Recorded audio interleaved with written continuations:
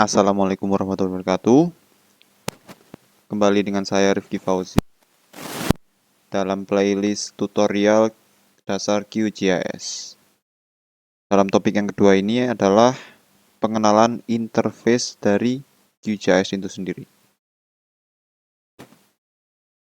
Kita bisa langsung buka aplikasi yang sudah kita install di tutorial yang sebelumnya. Bisa langsung diklik 2 kali.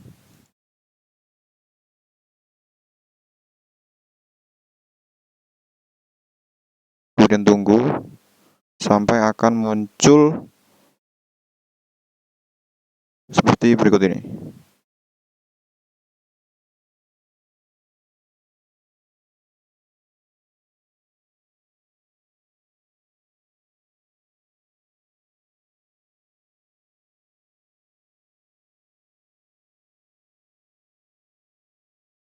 Kemudian jika sudah prosesnya selesai, akan muncul window dari QGIS. Ini sepertinya gara-gara diklik 2 kali, harusnya diklik sekali saja sudah cukup.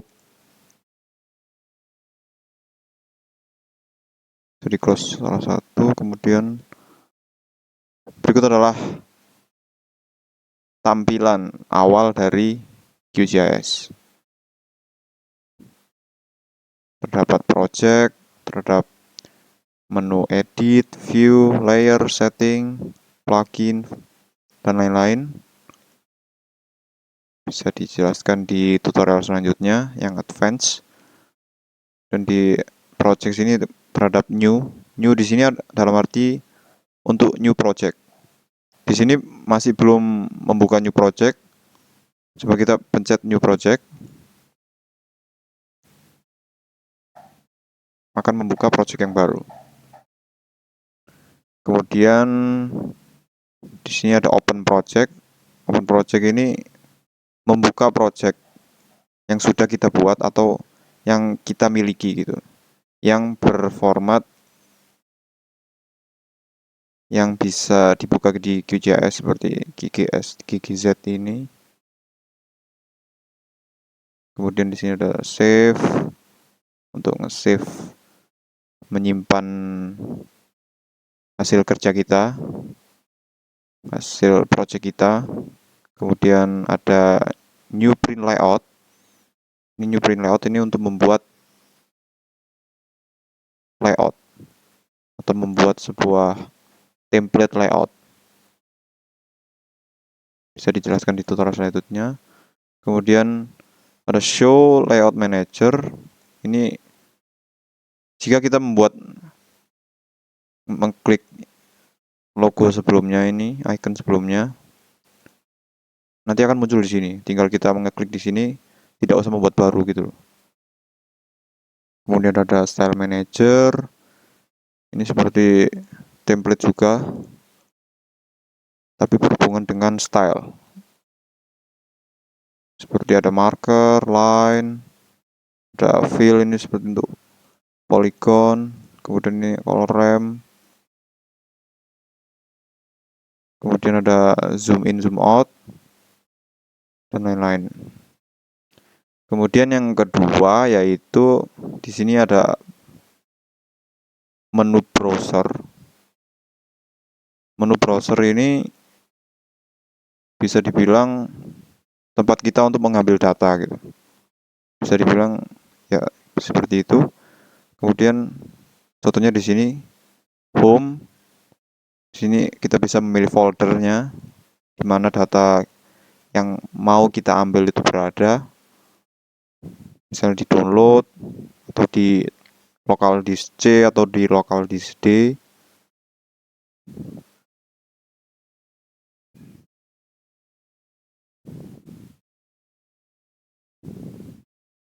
Contohnya seperti ini. Misalnya kita ingin mengambil SAP ini ya. Misalnya ini contoh saja. Bisa langsung di drag menuju ke sini, kemudian akan muncul seperti berikut ini.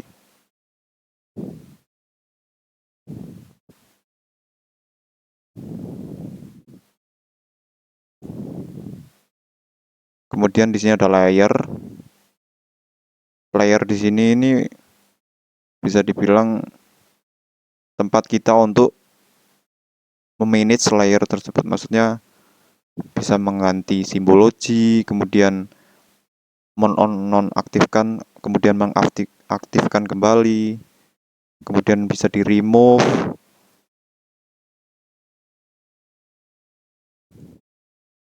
dan sebagainya. Kemudian di sini ada open styling panel. Ini untuk simbologinya kita bisa menggantinya jadi warna merah contohnya.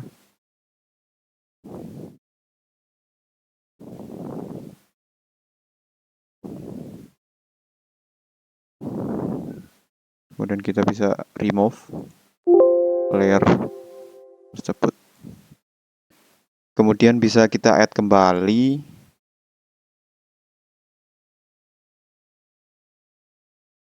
Kemudian di sini kita coba untuk di kolom layer ini, kemudian kita klik kanan di layar distrik Panggul Sabin sini, kemudian pilih property. Kemudian di sini terdapat banyak menu, yaitu yang pertama information, search, simbologi, label, mask, dan lain-lain. Yang pertama yaitu di menu information ini terdapat informasi umum atau informasi general yang berkaitan dengan SAP yang kita add tadi. Terdapat namanya, kemudian path, ini yang berarti alamat dari file ini berada di mana, di local disk C, user, dan lain-lain ini. Kemudian size-nya berapa, terlihat di sini. Kemudian last modified, ini artinya kapan terakhir saya mengedit SAP ini. Kemudian storage as save file ini yang berarti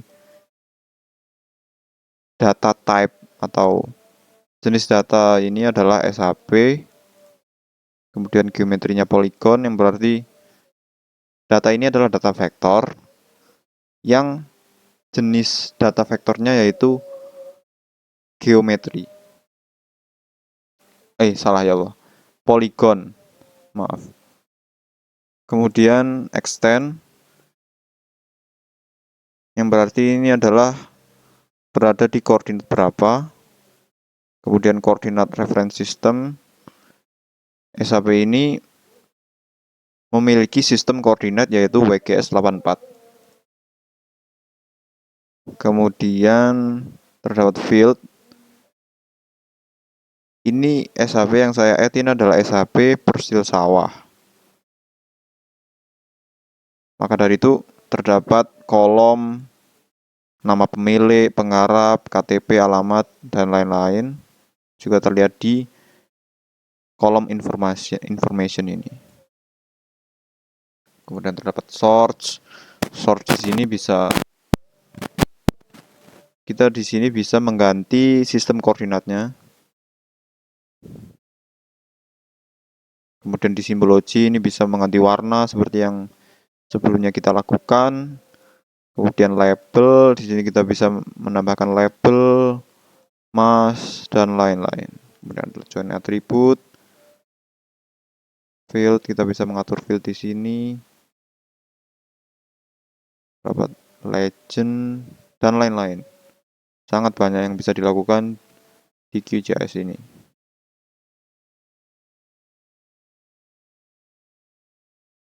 Mungkin untuk pengenalan interface mungkin sampai di sini saja.